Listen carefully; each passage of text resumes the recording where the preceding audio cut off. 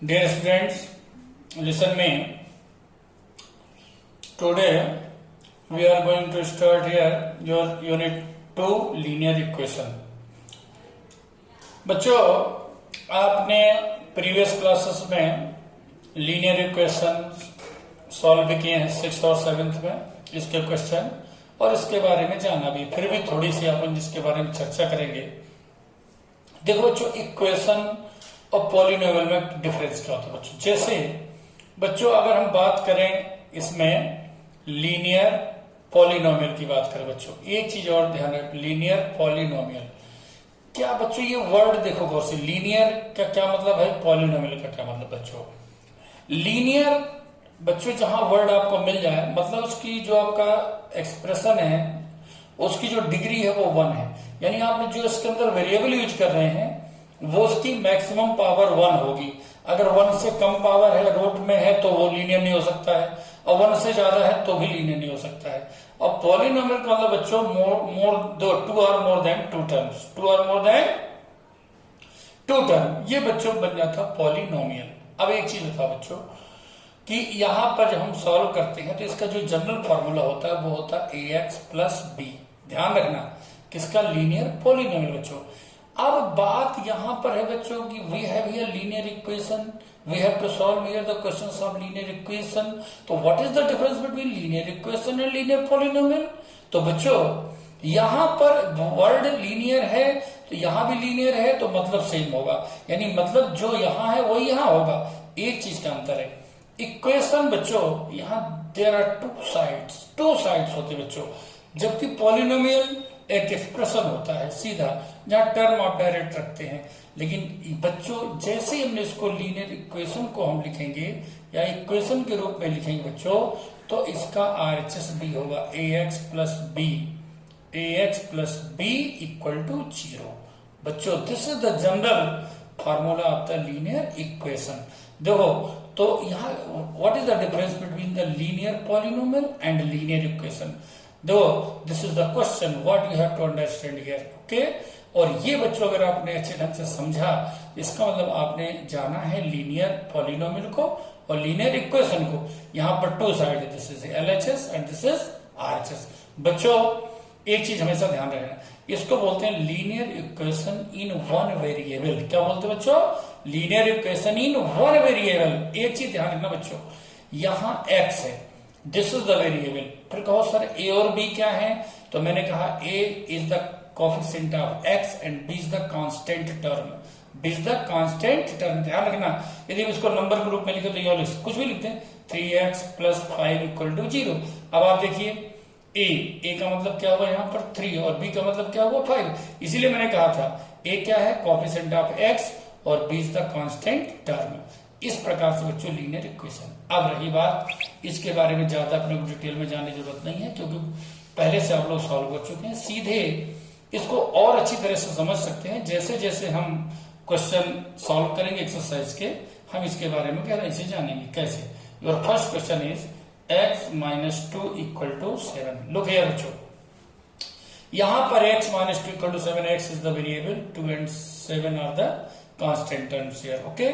तो बच्चों linear equation का मतलब यही है कि now you have to find the value for given variable. जो भी वेरिएबल है उसकी वैल्यू फाइंड करना है बच्चों। इसका सबसे सिंपल मेथड क्या होता है, सबसे सिंपल मेथड सीधा है बच्चों कि आपको वेरिएबल को LHS में रखना है और नंबर को, कांस्टेंट टर्म को अनदर साइड RHS में ले जाना है। सबसे आसान तरीका होता है, इससे आपको जो भी वेरिएबल हो उसकी वैल्यू निकल जाएगी। जैसे यहाँ x को हमने यहाँ रखा, बस एक चीज ध्यान रखना बच्चों, यहाँ क्या होता है बच्चों, ट्रांसपोज करते हैं। ट्रांसपोज का मतलब होता है कि किसी भी टर्म को वन साइड से अदर साइड ले जाना। एक चीज और ध्यान है बच्चों, जब ट्रांसपोजिंग करते हैं तो उसमें साइन चेंज होता है। अगर कोई नंबर हम LH से RHS ले जाते हैं या RHS से LHS में लाते हैं, उसका साइन चेंज हो जाता है, माइनस है तो प्लस हो जाएगा, प्लस है तो माइनस हो जाएगा। साथ ही मल्टीप्लाई है तो डिवाइड हो जाएगा, डिवाइड है तो मल्टीप्लाई हो जाएगा। बच्चों ये ध्यान रहे, डिवीजन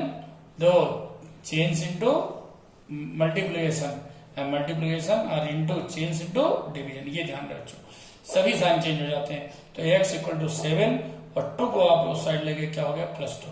तो बच्चों हमने क्या किया, ट्रांसपोजिंग। क्या किया बच्चों, transposing 2 from LHS to RHS, and we have got 7 plus 2 and thus your answer is 9.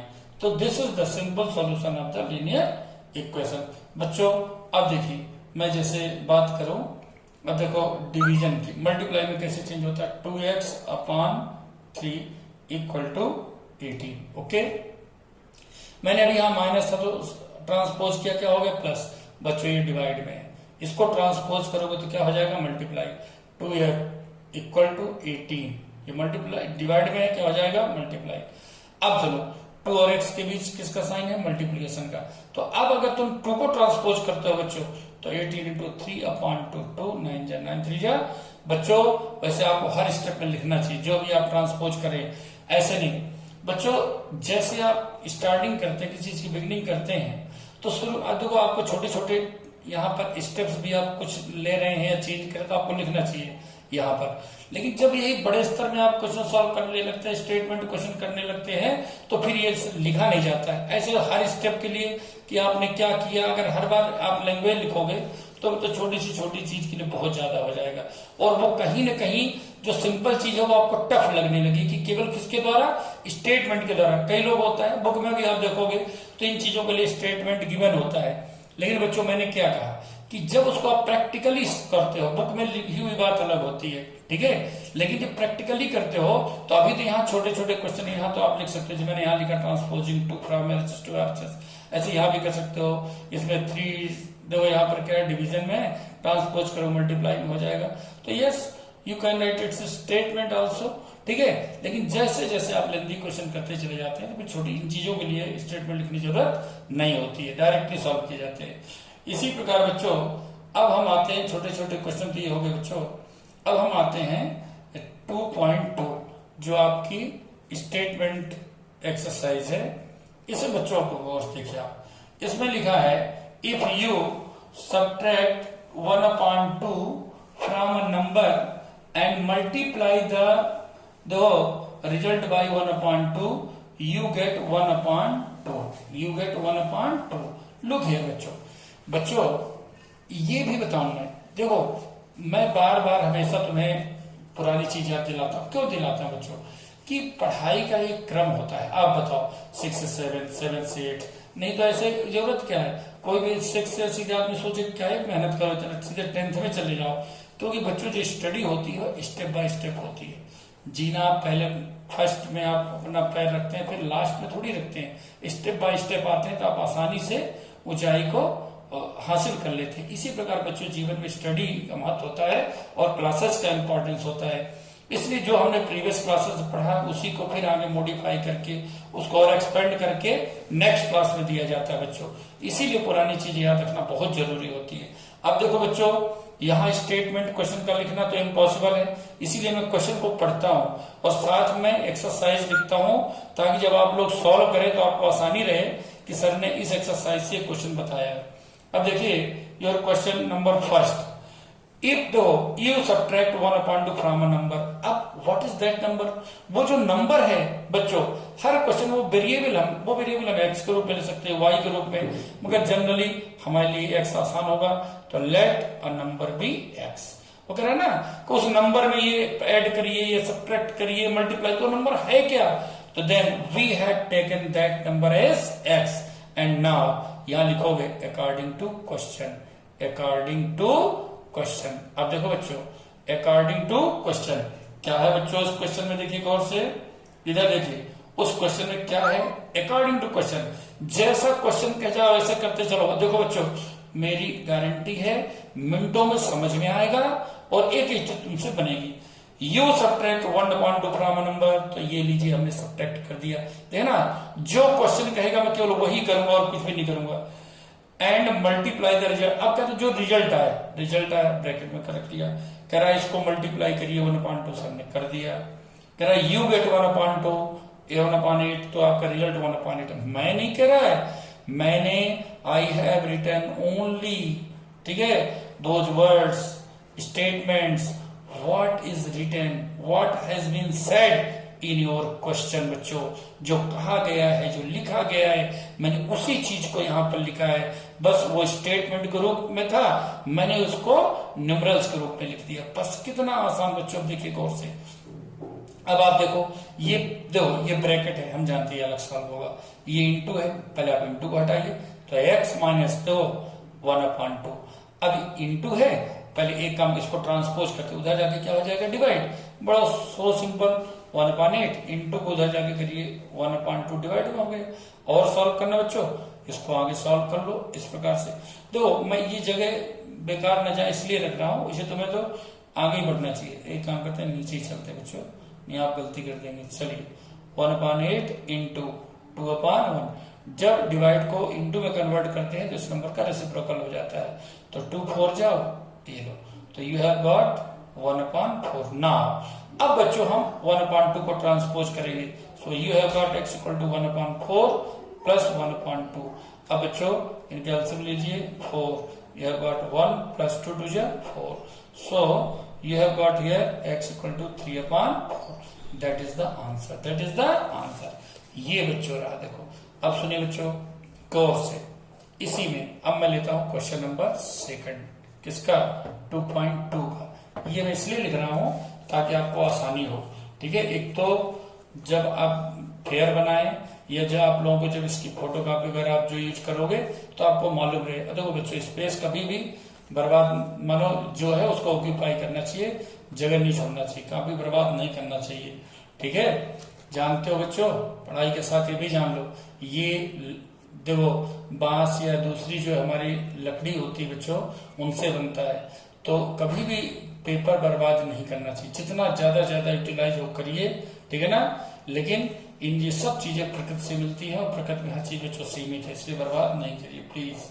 अब देखो बच्चों, the perimeter of rectangular the swimming pool is 154 meter, that is perimeter.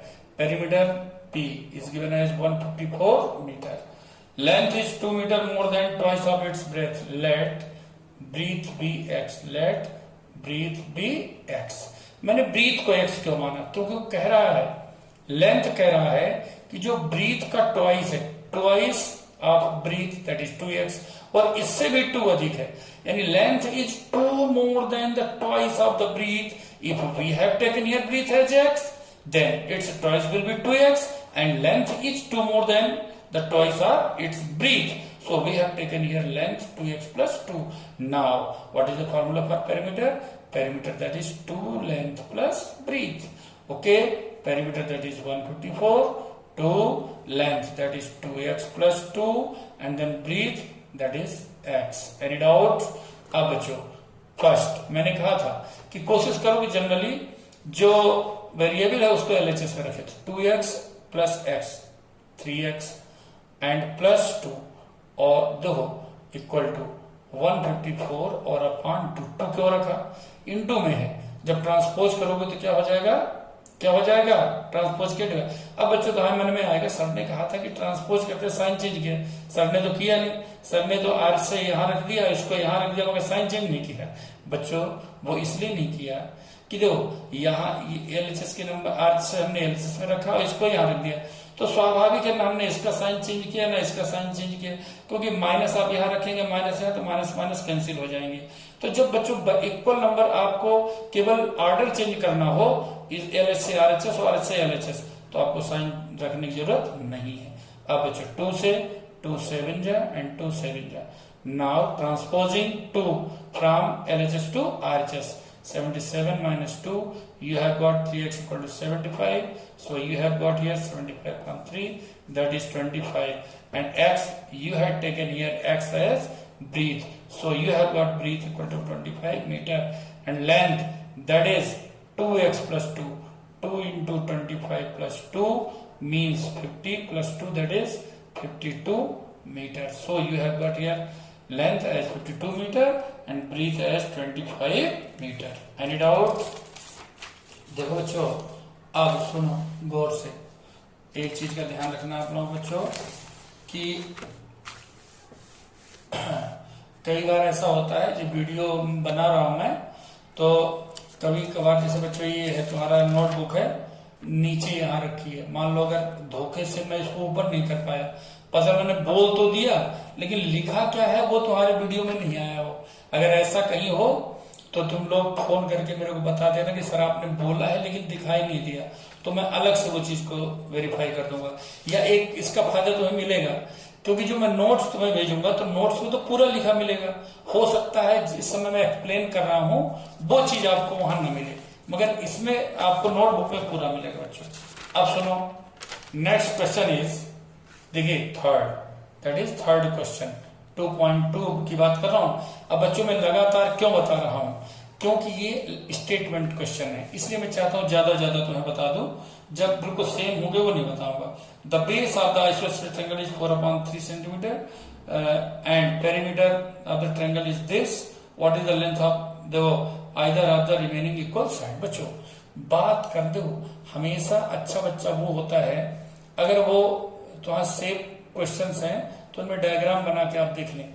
अब मान लो बच्चों आइसोसेलेस है तो स्वाभाविक है इस टू साइड्स इक्वल होंगे, ठीक। और जो थर्ड साइड है उसको हम ले लेते हैं बेस, उसमें वही किया बच्चों, इक्वल साइड जो भी उन दोनों को हमने मान लिया x, ओके बच्चों।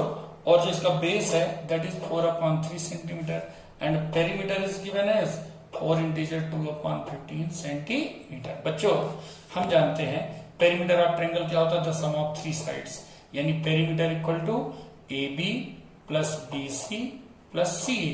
अब यहाँ लिखो लेट हमने क्या माना है, AB equal to AC equal to x। अब आपने सोचा सर आपने इक्वल क्यों लिखा, मैंने लिख रहा, ये क्वेश्चन में दिया गया है कि आपकी जो इक्वल साइड्स जो है आइसोसेलेस की वो दोनों अननोन है, यानी वी हैव टू फाइंड, इसलिए हमने दोनों को क्या माना है बच्चों, x। अब सुनो बच्चों, पेरीमीटर दैट इज गिवन 15 4 जा 60, 62/15 equal to AB that is AX, then 4/3 and then x, okay बच्चों।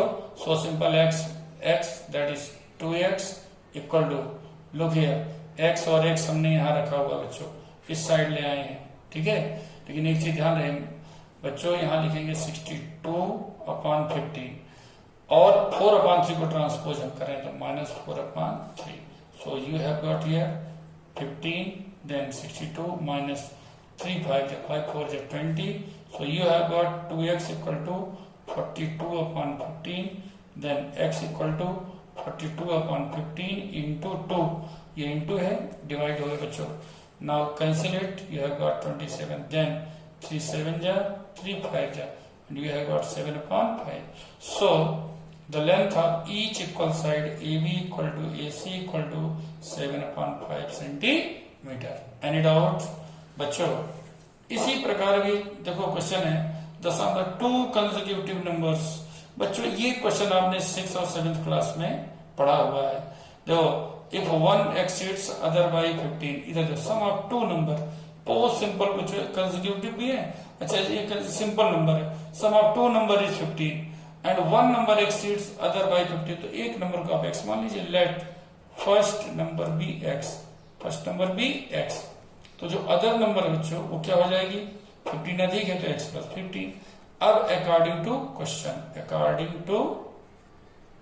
क्वेश्चन, बच्चों अकॉर्डिंग टू क्वेश्चन क्या है, वो कह रहा है सम ऑफ टू नंबर, ये नीचे और इस नंबर का सम x प्लस 15, इन दोनों का सम है 95, तो 2x इक्वल टू 95 माइनस 5 और 2x इक्वल टू 90, तो x equal to 90/2, you have got 45.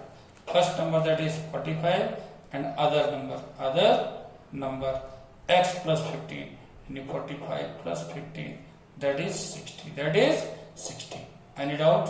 देखो जो नहीं कुछ गड़बड़ क्या है, 45 प्लस देखो यहाँ क्या लिखा आपने x प्लस क्या लिखा 15 अधिक है 5, कितना अधिक बच्चों, देखो ये है सम ऑफ टू नंबर 15, हाँ सही है 95 एक्सीड बाई अदर। देखो 15 है बच्चों, मैंने यहाँ 5 माइनस कर दिया, ये 15 है क्या बच्चों, x प्लस 15 है ये, तो जब 15 है तो माइनस क्या होगा बच्चों 15, तो 95 में से 15 माइनस करो, you have got 80, so you have got here 80/2, so your first number is 40 and other number will be 40 plus 15 and you have got 55 और इसको चेक करना है। देखो चेक करने का तरीका भी है, चेक करना है आपने क्या चेक और टू चेक करना हो तो बड़ा आसान तरीका बच्चों। आप बताइए क्या लिखा, sum of two number is 95। First number आपको क्या मिला 40 और अदर नंबर आपको मिला 55। अब दोनों जोड़ दो 95, इसका मतलब आपका आंसर सही है। ये तरीका होता है। कभी नंबर ध्यान से देखना चाहिए। देखो अभी हमने 15 को क्या रीडिंग कर लिया 5, तो थोड़ी भी आपने लापरवाही करी तो बच्चों तुरंत गलती होगी। ओके अब सुनो बच्चों नेक्स्ट क्वेश्चन। इसी प्रकार कंसेक्यूटिव नंबर वाले ले लो। कंसेक्यूटिव नंबर बच्चों कैसे लिए जाते हैं वो भी सुन लो बच्चों गौर से। ये लिखा जाता है जैसे मान लो 2 नंबर लेट कोई भी ले लो, 3 कंसेक्यूटिव नंबर ले लेते। चलो 3 consecutive numbers be x plus 1 and x plus 2। मान लो बच्चों इनका sum x plus 1 plus x plus 2। बच्चों ये आ गया तुम्हारे पास कितना आ गया, मान लो बच्चों ये आ गया 33। तो ये आ गया 3x इक्वल टू 33 और minus 3। So you have got 3x equal to 30, x equal to 30 upon 3, so 10। Now first number, अब देखिए आप कंसेक्यूटिव नंबर आपको मिल जाएंगे x that is 10, second number x plus 1, 10 plus 1 you have got 11, and third number that is 10 plus 2 you have got 12। इस प्रकार से बच्चों आपको ये नंबर मिल गए। ओके बस बच्चों ये बाकी बाद में पढ़ते हैं। ओके बच्चों थैंक यू।